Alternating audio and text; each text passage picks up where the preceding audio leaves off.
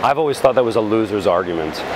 We found that our clients who take the most aggressive approach towards compliance with anti-corruption laws end up doing better in business in the end. They develop the reputation in the marketplace as the company that won't pay, and then they find folks stop asking. And it frees them up to spend much more time on making money and doing deals, and much less time monitoring their own people, doing the remedial training, and worrying about their reputations.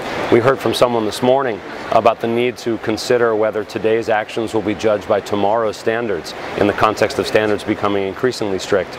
So again, I've always thought it was a bit of a loser's argument to say it's unfair that we're being held to such a high standard. Companies holding themselves to high standards tend to do the best.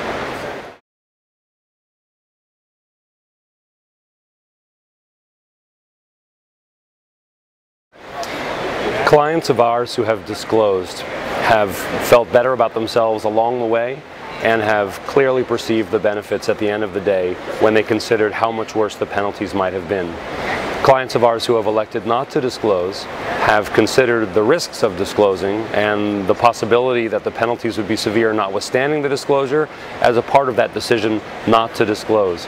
I'm sure government enforcement folks would find it disappointing to know how many companies find problems and don't disclose them.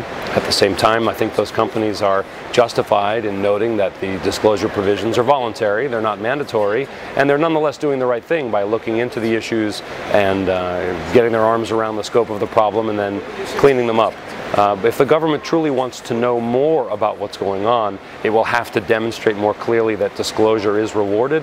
But I think the government's heard that message, and more often these days than in the past, they go out of their way to demonstrate that while a company was punished, and while the absolute numbers might seem quite severe, it could have been much, much worse had there not been a disclosure.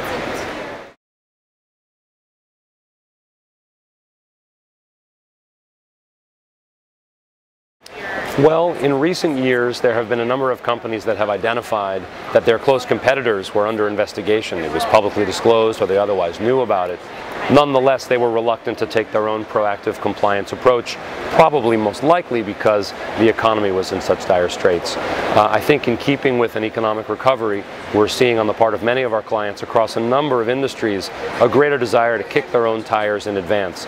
They're not necessarily under the impression they've done something wrong, but it's reasonable to expect that they might have, and they know for a fact that their competitors are already under the microscope.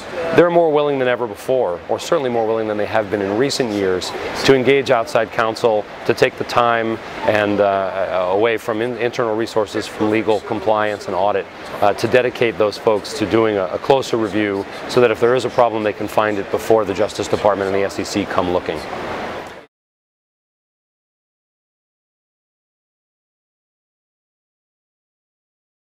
I think on the enforcement horizon we're going to see more of same. We're going to see an upward trend to the right in the number of enforcements and the absolute value of the monetary penalties. I think one thing that will be new will be individuals on trial.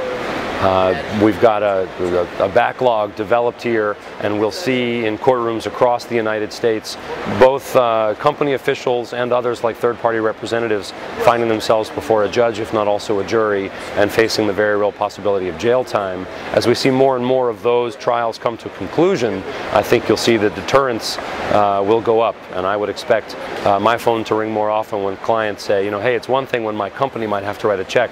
Are you telling me I might go to jail? And my colleagues down the hall, I think that will have the effect that the government intends, which will drive more proactive compliance on the part of companies.